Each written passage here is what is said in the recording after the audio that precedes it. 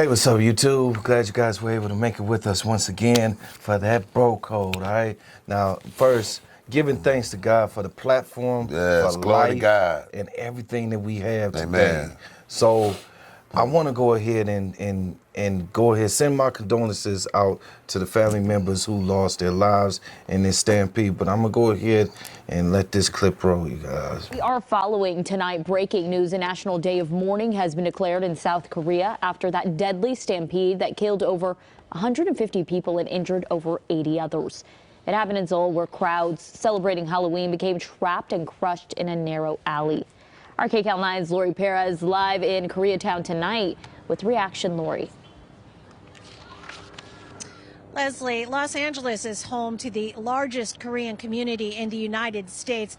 Tonight, many here are grieving after what's being described as one of the worst disasters in South Korean history. We want to warn you, some of the images we're about to show you are very disturbing. The images are heartbreaking, showing desperate triage and a massive medical response in the streets of Seoul after a chaotic stampede. South Korean officials say an estimated 100,000, mostly young people, had gathered for a Halloween party when something caused the crowd to surge, crushing thousands into a narrow downhill alley. In a moment, a celebration turned into tragedy, with at least 150 dead, another 80 injured, and the numbers still rising.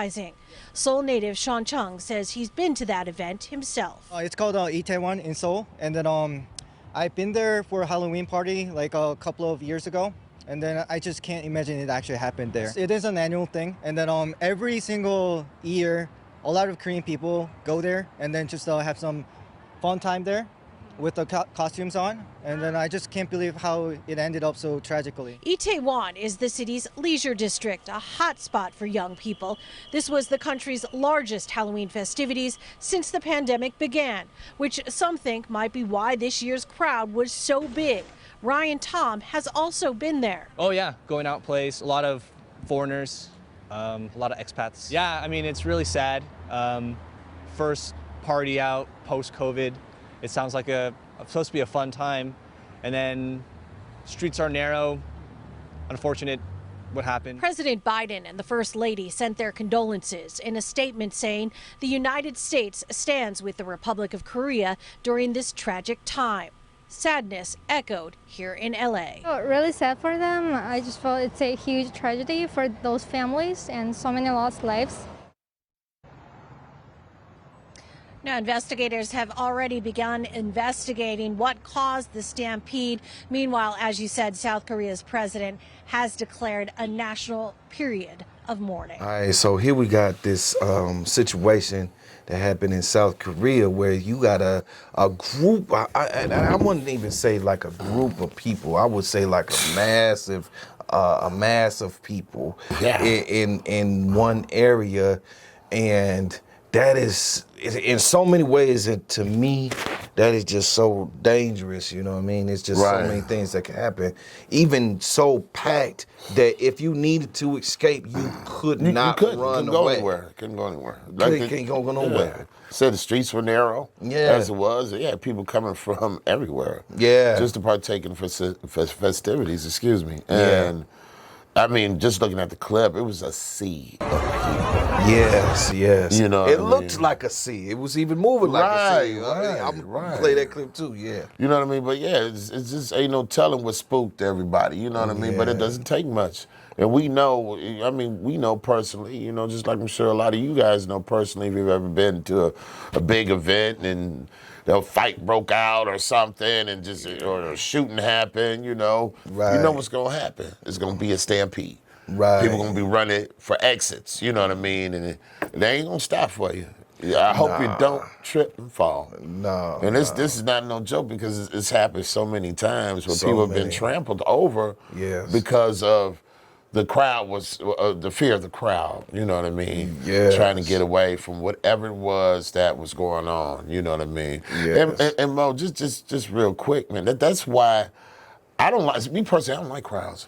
I don't like grass you know, either. I don't. You won't catch me in a place like that. You know what I'm saying? Because for one, I'm claustrophobic, and it'd be hard for me to breathe having somebody on each shoulder. You know, that I don't do. I need 3 feet. You know what I'm saying? At least. You know, I need some air, some room to breathe, man. But I know that's right. even now, you know, let's say I go to a concert, you know, or a comedy show. Let's say it's packed. You know what I mean?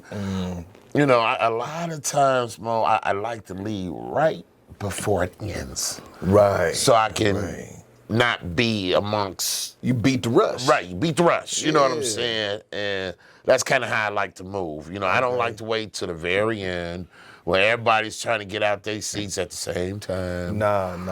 You know what I mean? You're walking towards the same doors, you know what I mean, that you trying to get up out of.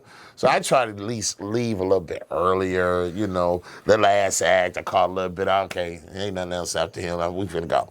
Right. You know what I mean? And get to my car on time, you know what I mean, before, you know, everybody's out trying to, you know what I mean, block you in or trying to get out at the same time, you know what I mean? Definitely. So, yeah, man. And you ain't the only one that think like that either. You know, there's others that is going to be in the crowd that they think like that too. Right. They want to go ahead and get to that exit before the rush comes. That melee of people. Right. You know what I'm saying? Right. And I think there was a situation in Chicago where there was a club and there was a stampede in Chicago. A bunch of people lost their lives. A bunch of people lost their lives. I remember that. 10 years since that horrific tragedy, and it's hard to believe it's been a decade, but for the families of the victims, the pain is still fresh. Overnight, family and friends met here to honor the 21 people who died 10 years ago today. Family and friends arrived here at the site of the former E2 nightclub just after 2 a.m. this morning.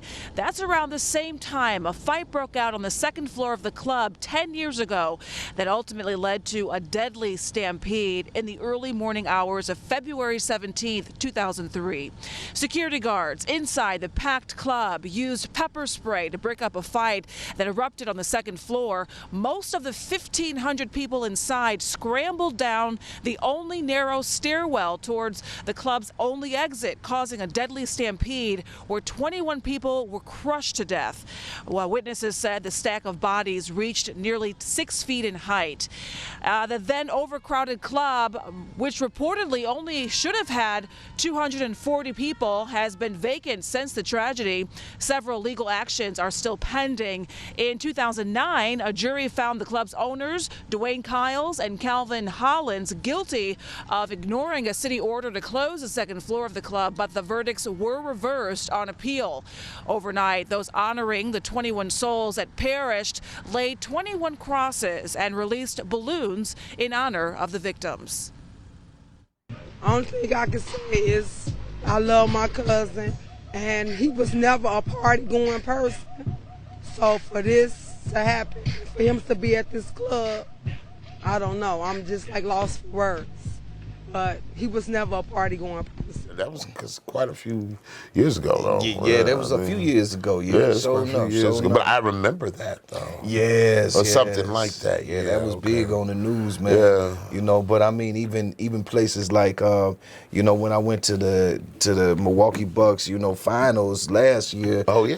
2021. You know what I mean? Well, actually, no, that wasn't 2021. That was 2022. Earlier this year. Oh, earlier this. Okay. Yes, Gotcha. All right. When they had there was the shooting. Picture this appears to be near Water in Juneau, and there are reports. I'll ask my producer, reports of some police activity, a shooting there. Ben Jordan is there right now. Ben, what can you tell us? Yeah, Tom, literally within the past 2 minutes, all of a sudden we just heard dozens of gunshots coming from this parking lot over here. Prior to that, people were just dancing on cars, gathering, but we heard dozens of gunshots. Everyone ran south on Water Street, as did we. It was incredibly frightening. And then on the other end of Water Street down here, there was another round of gunfire, and now it's just absolute mayhem. It is absolute mayhem down here. You see someone on the ground over here. We saw someone on the ground in this parking lot over here, and you see someone in handcuffs right there. Quite frankly, one of the more scary moments I can recall, and it's just really too bad after everyone here was just having such a good time that this had to disrupt what was going on. Ben, thank you. You know, that all was those earlier this people year, got yeah, shot. yeah. 21 people get shot, and, Right. and it's supposed to be for something nice. So, I mean, another thing that's kind of got me just kind of like, man, you know, I don't really want to mess with crowds no more is because anything can go down. And to be honest, like post-pandemic, people just been acting a fool. Yeah, you know yeah, what I'm they saying? have, So they have. I don't really want to be involved and even be around all of that. You know what I mean? I leave that up for them. You know, let them have that. You know, like I said, you know, I like my space, and I just couldn't see myself in a sea of people like that.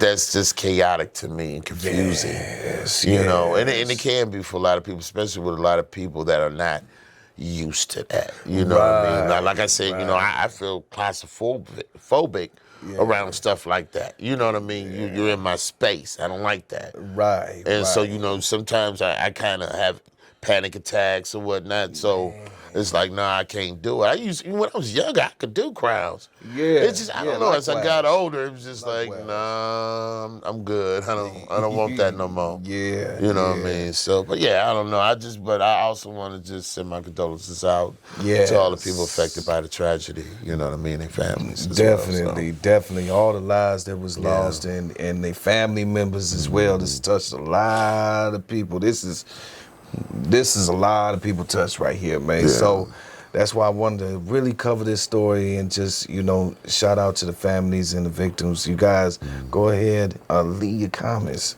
Leave your comments and let us know what it is that you feel that crowds do for you. Does it do something for you? Do you get excited when you're in crowds, or do you try to stay away from them? Yeah. Also smash them likes. Yes. All right, so till the next video, you guys. Peace. Peace.